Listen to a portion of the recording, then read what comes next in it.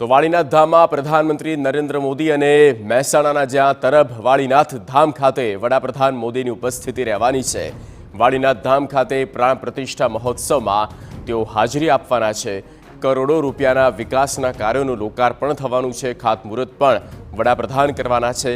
13,000 કરોડથી વધુના વિકાસના કાર્યોનું લોકાર્પણ થશે અને ખાતમુહૂર્ત ભારત નેટ ફેઝ 2 હેઠળ 2042 કરોડના project Gujarat fibre grid network લિમિટેડનું લોકાર્પણ કરાશે। રાજ્યની 8,030 ગ્રામ પંચાયતને તેનાથી લાભ થશે। 2,300 કરોડથી વધુના ખર્ચે રેલવેના 5 પ્રોજેક્ટનું લોકાર્પણ કરાશે। 394 કરોડના ખર્ચે એરફોર્સ સ્ટેશન ડીસાના રનવેનું પણ લોકાર્પણ કરવામાં આવશે।